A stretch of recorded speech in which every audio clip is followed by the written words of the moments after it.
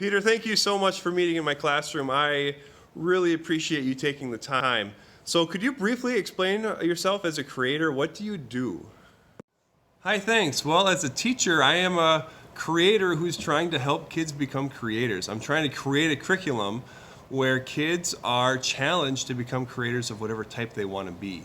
So I would describe myself as a creator who really enjoys just the creative process and learning how to learn and learning how to be more creative and helping kids to become more like that.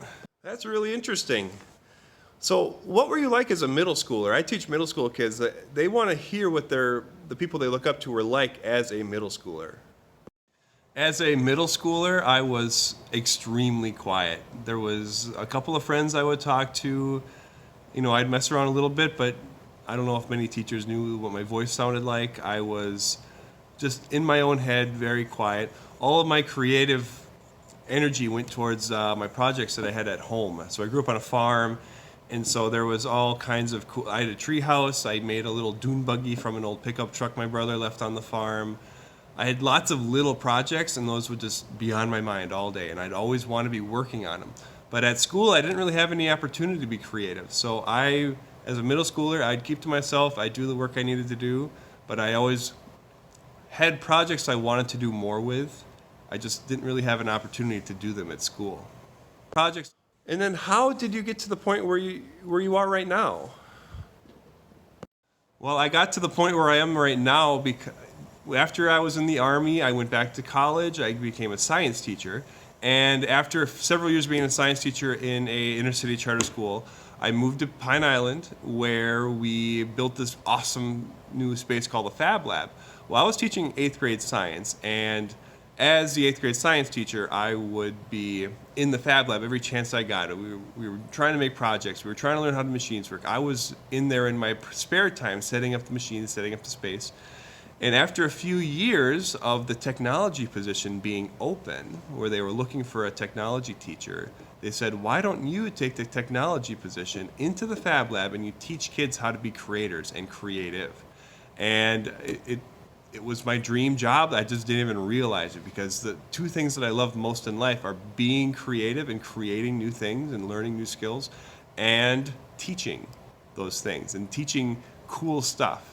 And so being in here, it's a dream come true. I didn't even realize I had that dream. Well, I'm glad to hear you like your job. Were there any failures that you had along the way? I have so many failures in my past. Well, I tried to start a rain barrel business. I tried to start a web app where I would sell an email service to teachers. I've failed in several ways. I've even made a little web page on my website to show all the failures that I have, kind of in order. And what I've learned and what I try to teach my students is that those failures, they are the next step. They weren't what you hoped they would be. Obviously, you wish they would be a big success, but you learn from them and you keep moving to the point where you find out where you need to go, and you find out what you did wrong, and you fix those things, and you don't make that mistake again. Instead of just living in your own head and wondering, well, will this work or not?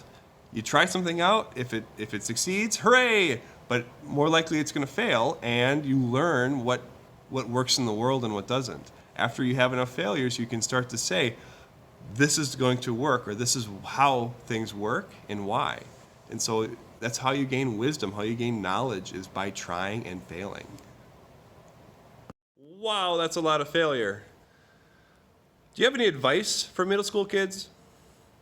Well, that's a great question. My advice for middle school kids would be to stay curious and to keep moving towards your goals.